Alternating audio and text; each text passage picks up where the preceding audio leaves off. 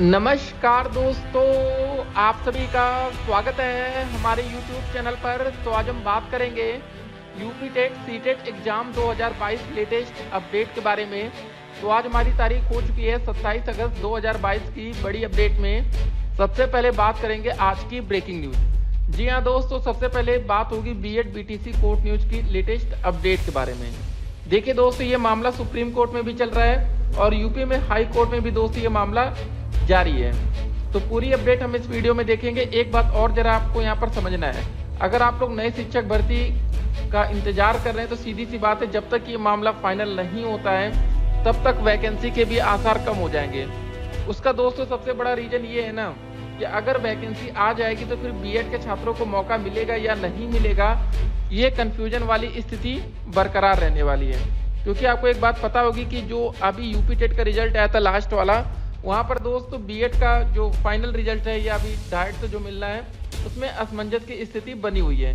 Online result आना एक अलग बात है, लेकिन उसके बाद ऑफलाइन रिजल्ट जो देखिए जो प्रमाण पत्र आता है ना, वो ज़्यादा जरूरी होता है। जब आप नए शिक्षक भर्ती में जाएंगे तो उसका वेरिफिकेशन होता है। तो गाइस, हर एक अपडेट को हम इस वीडियो में देखने वाले। तो सीधी सी बात है, जल्द से जल्द ये मामला अगर फाइनल नहीं होता है तो वैकेंसी में भी दिक्कत आ सकती है। ठीक है, तो इसीलिए तो पहली बात तो वैकेंसी आ नहीं रही है। अगर आती है तो वहाँ दिक्कत होगी, तो बच्चे परेशान होंगे। तो यूपी टेट का पेपर ऑनलाइन मोड में होगा क्या? तो गाइस, अभी इसके आसार ना के बराबर है। जी हाँ दोस्तों, सीटेट का पेपर हमारा ऑनलाइन मोड से ही होगा। अब सीटेट की क्या अपडेट है लेटेस्ट, जरा उसको हम देख लेते हैं। पहले ऑफिशियल वेबसाइट पर चलेंगे। अगर आप सीटेट के ऑफिशियल वेबसाइट खोलेंगे तो यहाँ पर यही सब अपडेट आ रहा है। लेटेस्ट न्यूज में आप लॉगिन सीटेट दिसंबर 2021 को लॉगिन करके चेक कर सकते हैं। बाकी दोस्तों जो लास्ट अपडेट आई थी वेबसाइट पर 14/7/2022, मतलब 14 जुलाई के बाद अभी तक कुछ भी अपडेट नहीं है यहाँ पर। और कुछ अपडेट आएगी तो अपडेट हम आप तक पहुँचाएंगे। एक बात और दोस्तों आपको बता दें, कैंडिडेट एक्टिविटी में आपको मॉक टेस्ट देने का मौका मिल रहा है। तो अगर आप ऑनलाइन मॉक टेस्ट देना चाहते हो तो एक बार देख लीजिए कि कैसे आपको आगे तैयारी करना है। देखिए, डायरेक्ट पहली बार अगर आप ऑनलाइन पेपर देने जाते हैं तो उतना बेहतर आप नहीं कर पाते हैं। अगर आप दोस्तों थोड़ा सा प्रैक्टिस करेंगे, मॉक टेस्ट देते रहेंगे, तो डेफिनेटली आप पेपर में एक अच्छा स्कोर करेंगे। नहीं तो अगर आप फर्स्ट टाइम पेपर चाहे यूपी टेट का देने जाए चाहे सीटेट का, जब 150 क्वेश्चन आप देखते हैं, समय कम रहता है, तो आप असमंजस की स्थिति में आते हैं। याद रखिएगा, सीटेट और यूपी टेट के पेपर में कभी भी एक भी क्वेश्चन आपको छोड़ना नहीं है। क्योंकि दोस्त यहाँ पर कोई भी निगेटिव मार्किंग नहीं होती है। जब निगेटिव मार्किंग नहीं है तब आप अच्छे से मतलब सारे क्वेश्चन को अटेम्प्ट कर सकते हैं। एक बात और आपको बता दें, अभी सुपर टेट में भी दोस्तों हमारी कोई भी निगेटिव मार्किंग नहीं रखी गई है। तो जब तक निगेटिव मार्किंग ना हो दोस्तों, तब तक आप 150 के 150 क्वेश्चन को अटेम्प्ट करेंगे।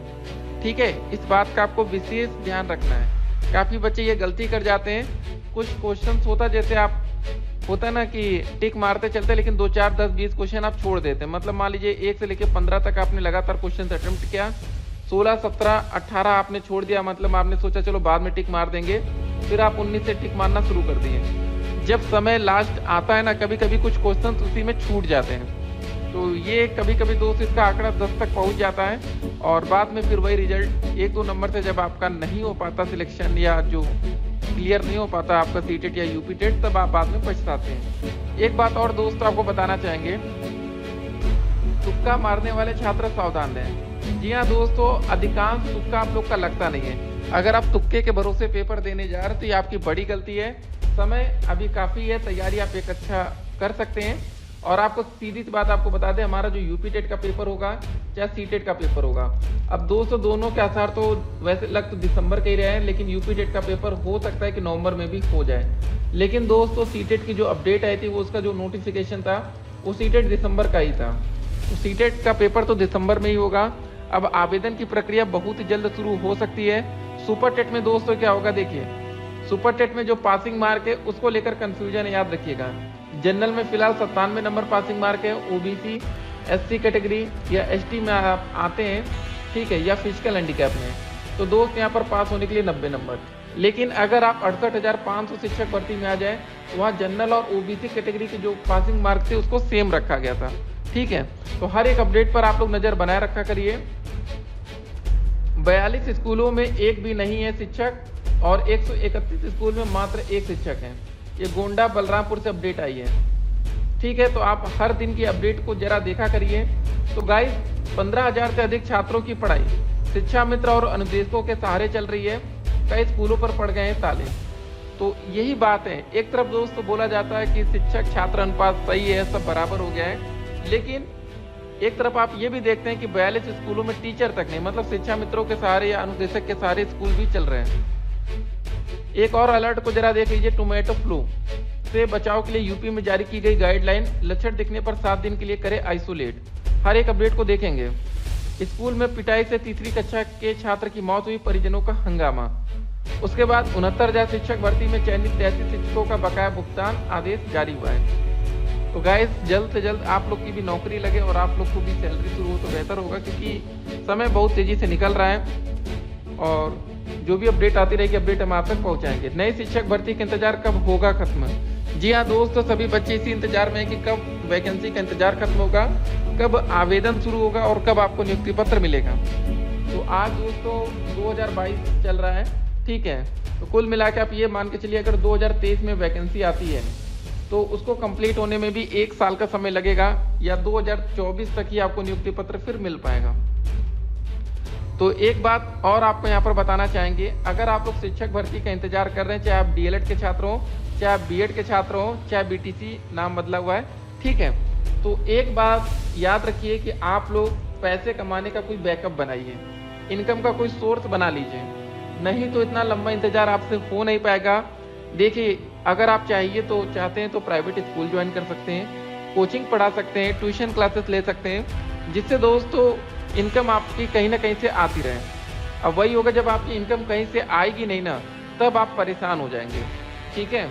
किन किन बच्चों को मिलेगा आवेदन का मौका, हर एक अपडेट हम आप तक पहुंचाते रहते हैं। इस बार एनसीटी की जो नई गाइडलाइंस आई आपने देखा था, उसमें कुछ परिवर्तन किया गया है। हो सकता है कि यहाँ पर डीएलएड और बीएड के उन बच्चों को भी मौका मिल जाए जो अभी हाल ही में इस साल 2022 में एडमिशन लेंगे, ठीक है, या जो बच्चे एडमिशन ले चुके हैं। तो गाइस वैकेंसी कम से कम 50,000 पदों पर हो सकती है, ठीक है, सब कुछ अगर सही रहा तो जरा जब चुनाव होता है ना, जब वोट देने की बारी आती है, तो एक बात का जरा ध्यान रखा करिए आप लोग कि वोट उसी सरकार को दीजिए जो आपको नौकरी दे, ठीक है।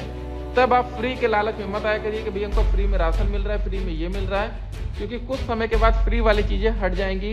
अगर आपको एक बार नौकरी मिल गई ना तो जिंदगी बन जानी है, ठीक है। तो जरा ध्यान रखा करिए और अपने आसपास के लोगों को भी मोटिवेट किया करिए कि भैया आप उनको वोट दीजिए जो आपके बच्चों को नौकरी दे। तो ये सब बातें हैं। इस अपडेट को जरा देखिए कि मेरठ के भावनपुर क्षेत्र स्थित इंटर कॉलेज में कक्षा 10 के छात्र ने तीसरी कक्षा के छात्र की इस कदर पिटाई की कि उसकी उपचार के दौरान मौत हो गई। छात्र की मौत से परिजनों में कोहराम मचा हुआ है। वही सूचना पर पुलिस मौके पर पहुंची और घटना की जानकारी ली। पुलिस ने मामले की जांच पड़ताल की और 100 को पोस्टमार्टम के लिए भिजवाना चाहा, लेकिन परिजन नहीं माने। वही मृतक छात्र के परिजन मुआवजे की मांग पर अड़ गए। पुलिस ने उन्हें जैसे तैसे शांत कराया। वही ग्रामीणों ने कॉलेज के प्रधानाचार्य पर लापरवाही का आरोप लगाते हुए कार्रवाई करने की मांग की है।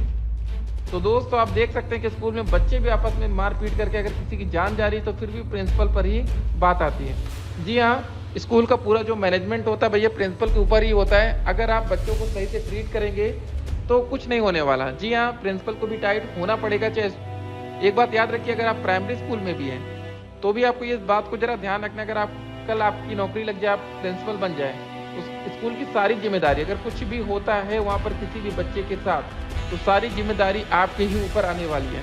टीचर तो कैसे न कैसे अपने आप को बचा ले जाएंगे, ठीक है ना। तो टोमेटो फ्लू वाली अपडेट देखते हैं। अगर आपके बच्चे को बुखार आ रहा है और उसके साथ साथ शरीर पर चकत्ते दिखे तो तुरंत उसे चिकित्सक को दिखाएं।